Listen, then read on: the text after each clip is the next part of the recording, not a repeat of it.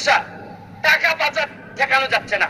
আপনি দুর্নীতি করলে তো অর্থনীতিতে নিয়ে আসা যায়, টাকা পাচার হয়ে গেলে যে দেশে যায় এই দেশের অর্থনীতির বাজেট হয়ে যায়। আর আমরা বঙ্গবন্ধুর খুনি ধরে আনতে পারি না, আর টাকা পাচার করে এই টাকা ফেরত আনবো কিভাবে? এইটা একটা বড় সমস্যা।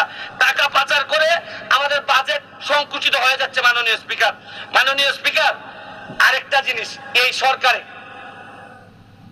রাসেল ভাইপার সাপ চলে আসছে। মাননীয় স্পিকার, এই সাপ আসার কারণে সরকারে যখন সাপ আসে প্রকৃতিতে বেজি থাকে, এই বেজি করে কি সাপরে নিয়ন্ত্রণ করে।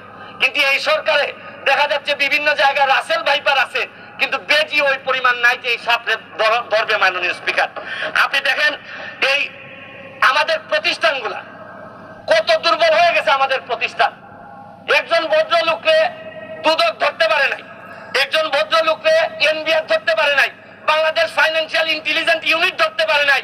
আর এনবিআর এর মতিউর রহমানকে ধরলে একটা ছাগল ছাড়া এই লোককে তো আপনি আনতেই পারতেন না। ছাগলের কাণ্ড হওয়ার কারণে আর ফেসবুক বাইরে এক মিনিট আপনার বরাবর অ্যাপ্লিকেশন আছে।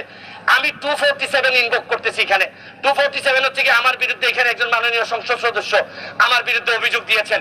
আমার আত্মপক্ষ সমর্থনের সুযোগ দেওয়ার জন্য, আমি সময় দেওয়ার জন্য আপনার কাছে দাবি জানাচ্ছি। মাননীয় স্পিকার, এখন আসেন আপনারা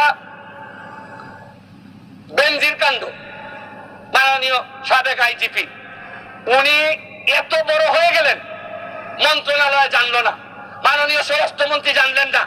এই বাচ্চাটা এত বড় হয়ে গেল, আর কিছুদিন সুযোগ পাইলে পুরো গোপালগঞ্জ কিনে ফেলতেন এই বেনজির সাহেব।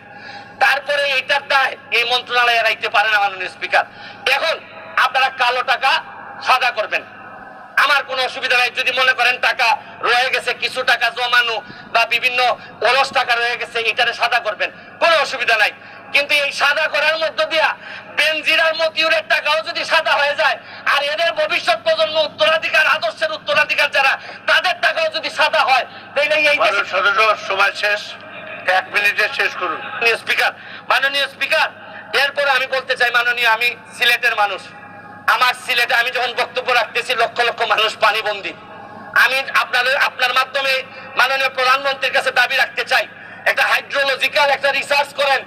আমাদের এই পানি আগে কখনো বন্যা হইতো না, এইরকম 22-এর বন্যা, 24-এ বন্যা, আমরা একেবারে দেবে গেছি পানির নিচে। মাননীয় স্পিকার, এইটা জানা দরকার যে আমাদের এই ভারত থেকে আসা পানি কোথায় কোথায় বাধা পড়ে, এইটা দেখতে হবে। মাননীয় স্পিকার, অনেকে সন্দেহ করে মিঠামইনের রাস্তাও আমাদের এই দুর্ভোগের কারণ।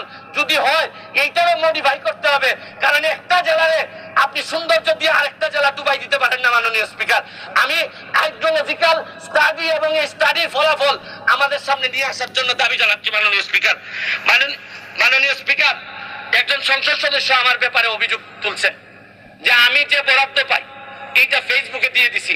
25 কোটি টাকার কথা বলা হচ্ছে। আমি বরাদ্দ, মাননীয় সদস্য, আজকে বক্তার তালিকা অনেক বড়, 1 মিনিটে শেষ করুন।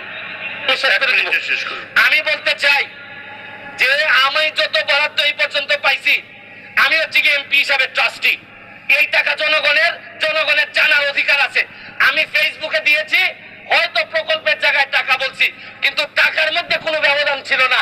কারণ নতুন জেনারেশন আপনি যা বরাদ্দ পাবেন তা জানতে চায়, এবং আমি বিশ্বাস করি বঙ্গবন্ধুর আদর্শের সৈনিক হিসাবে আমি এই ট্রান্সপারেন্সি আমার মধ্যে এটা থাকতে হবে, এবং আমি এই কথা বলে আমি আমার এলাকার এমপি হয়েছি। মাননীয় স্পিকার, আমি মাননীয় প্রধানমন্ত্রীকে চিনি।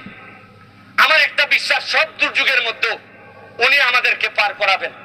কারণ আমাদের মাননীয় প্রধানমন্ত্রী বঙ্গবন্ধু কন্যা, উনি এমন এক পাখি যিনি ডালের উপর বসেন ঠিকই, কিন্তু তার ভরসা ডালের উপর না, তার ভরসা পাখার উপর।